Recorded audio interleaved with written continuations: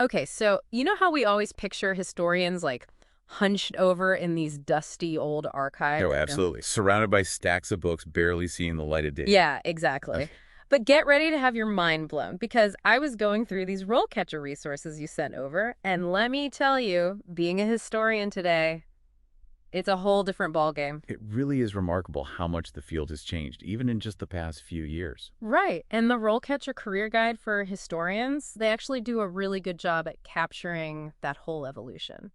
I'd agree with that. They acknowledge those classic images we have, the stereotypes, but then they immediately pull you into what's actually happening in the field right now. It's so much more dynamic than people realize. Totally. Like, don't get me wrong, that whole uncovering the secrets of the past thing, that's definitely real. But the guide doesn't sugarcoat it. Not at all. It gets into the nitty-gritty, like what historians actually do, and some of the tech they're using these days is seriously cool. Oh, for sure. That's one of the things that really jumped out at me, too. They talk about things like, are you ready for this? Hmm. Augmented reality and virtual reality. No way. Yeah. Museums, field work, you name it. It's like stepping right into history. Seriously, it's not just reading about like ancient Rome anymore. You can put on a headset and boom, you're there, Yeah. walking through the Colosseum. I know, right? And it goes beyond just the visuals, too. They talk about how 3D printing is allowing historians to, like, handle replicas of artifacts. That's Hmm. got to be incredible for research. That's insane. I always thought those 3D printers were mainly for like, making toys and stuff. But for historians, that's like having a time machine for objects. It's revolutionizing how they study the past, that's for sure. But even with all this amazing tech, some things about being a historian, they haven't changed all that much. Like, the guide talks about how the work environment can vary so much. Oh, yeah, that's true. Traditional offices and libraries, yeah, but also labs, field work, sometimes in some pretty amazing locations, too. Okay, so there's still a chance for a little Indiana Jones action. Maybe. But they're also upfront about the fact that it often involves long hours. Yeah, makes sense. Whether you're on a dig in the middle of nowhere or digging through documents in the archives, it's a field that demands a lot of, well, dedication. You're telling me passion projects rarely stick to a 9 to 5, right? But speaking of passion, we got to talk about the pros and cons, the good, the bad, and the maybe not so pretty when it comes to actually like making a career out of this. Because let's be real, this whole deep dive is about figuring out if this path is a good fit. Absolutely. And that's something the guy doesn't shy away from, the realities Yeah. of the job market. Okay, good. Lay it on me. No sugarcoating. No Right. sugarcoating. Yeah. They do highlight the perks, like hello, intellectual stimulation, the potential for travel and fieldwork, but they also get real about the challenges. So like what? What kind of challenges? Well, they're pretty upfront about the fact that job opportunities, they can be limited, competition, fierce, and salaries. They can sometimes be lower compared to other professions that require a similar level of education, which is, something to consider. Yeah, that's definitely a reality check. Sounds like you need a serious passion for history to navigate all that. You really do. It's that question every aspiring historian has to ask themselves.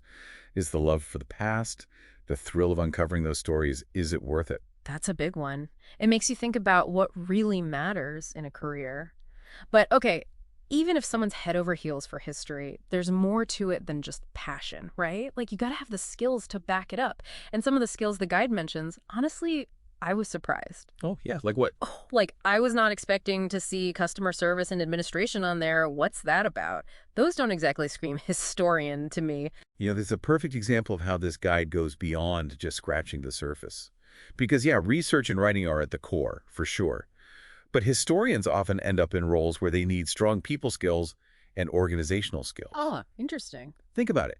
Museums, archives, historical societies, you're interacting with the public, you're managing collections. There's a lot more to it than just research. So it's not all like solitary work in a dusty basement. Not at all. And that's Yeah. something that I think surprises a lot of people. The modern historian, they need to be adaptable, well-rounded. It's about connecting the past to the present. And that takes a different skill set. It's like to be a historian today, you need this whole other set of tools, you know? Exactly. And what I think is really interesting is how RoleCatcher actually addresses that. Oh, really?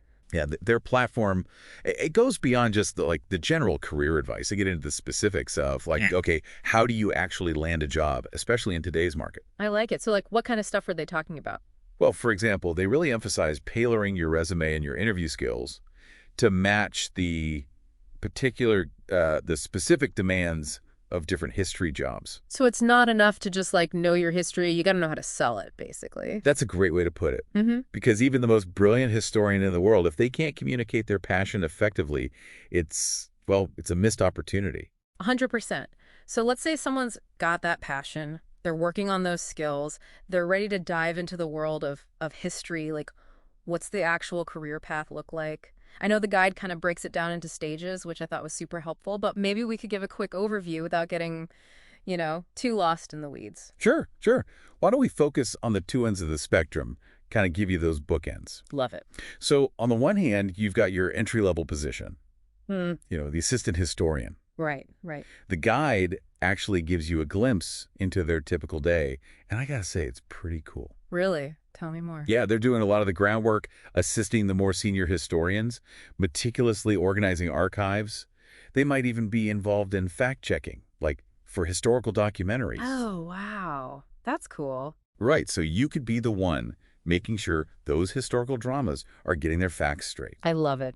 It's a great way to, learn the ropes from people who've been there, done that, contribute to some really fascinating projects. It's like a history immersion program. Very cool.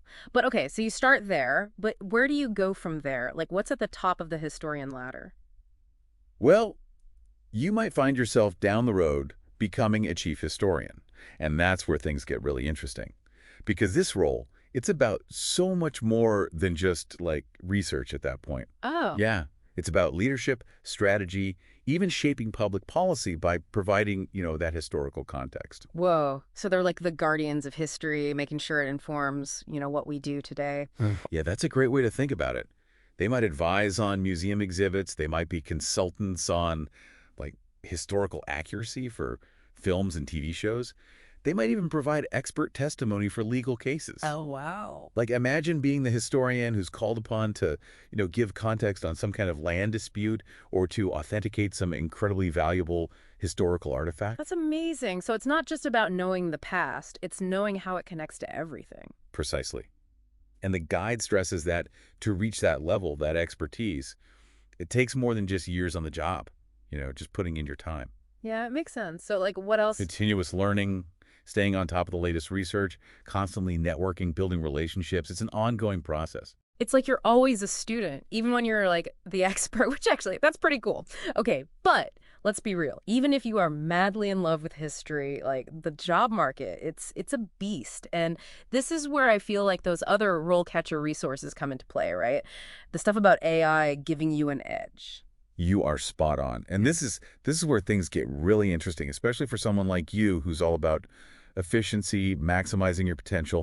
RoleCatcher's AI platform, it can be, honestly, a game changer. Okay, I am intrigued. Walk me through it. How does this actually work, like in the real world of applying for jobs? Okay, so picture this. You're on the hunt for that perfect historian position at, like, a cutting-edge museum, right? Okay. One that uses virtual reality to recreate historical events. Super high-tech. I'm already hooked. Now, you could spend hours, right, trying to decode their job description, hoping your resume hits all the right notes, or you could let RoleCatcher's AI analyze that job description for you. Whoa. It can pinpoint exactly what skills they're looking for, flag any gaps in your resume, even suggest ways to, like, rephrase your experience so it aligns perfectly with what they want to see. It's like having a secret decoder ring for job applications. That is seriously cool. And it gets even better. Remember we were talking about those automated recruiters? Oh, yeah.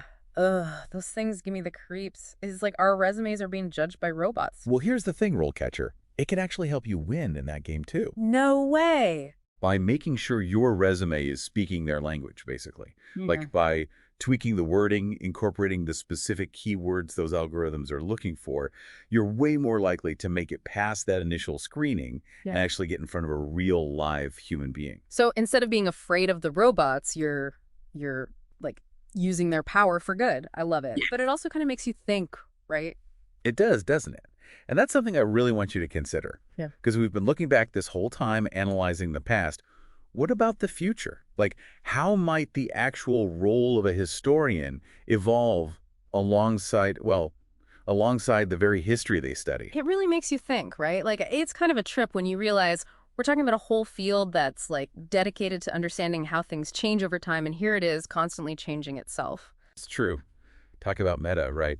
And I think it just proves that being a historian, it's not just about, preserving the past. It's about applying that knowledge to, well, to everything. Like, think about all the digital information we're bombarded with these days. Oh, tell me about it. Misinformation running rampant, it's a mess. And historians, they're on the front lines helping us sort through it all. So they're like the original fact checkers then. Exactly. Except they're not just looking at today's news cycle, they're looking at centuries of it. Whoa, yeah, good point. And, with tech always evolving at like warp speed, who knows what tools future historians will have. I mean, we're already geeking out about AR, VR, 3D printing, but imagine like artificial intelligence that can analyze massive historical data sets in like the blink of an eye. Okay, see, now that's both super exciting and like a little bit terrifying. Right. It's like, what happens when you can have a conversation with a, I don't know, holographic version of Cleopatra? Does that change how we understand history? That's the million-dollar question, isn't it? And that's where historians come in. They'll be the ones, I think, really grappling with those ethical implications, making sure these tools are used responsibly. To like illuminate the past, not rewrite it. Exactly. It's a huge responsibility. It really is. Makes you realize being a historian, it's not just a job, it's like a calling. I couldn't agree more. Yeah. It takes a particular kind of person, I think, to dedicate their life to uncovering those complexities, understanding how the past shapes us today. Well said. Well, there you have it, folks. What started as a deep dive into, what is a historian, turned into a full-blown exploration of technology, passion, and how this field is, well, constantly being reshaped by the very thing it studies, history itself. It's been an amazing journey. And hopefully our listeners are walking away with, a lot to think about, maybe some new perspectives as they consider their own path, how they want to, shape the future. Totally. So next time you're thinking about history, don't just picture those stuffy old books, okay? Picture the passionate, brilliant minds using cutting-edge tech to bring the past to life and helping us navigate, well, the present, really. And hey, if you're up for a challenge and your thirst for knowledge burns like brighter than 1,000 ancient scrolls, maybe, just maybe, a career as a historian is calling your name. Thanks for joining us for another incredible deep dive, everyone. We'll see you next time, same place, right here on The Deep Dive.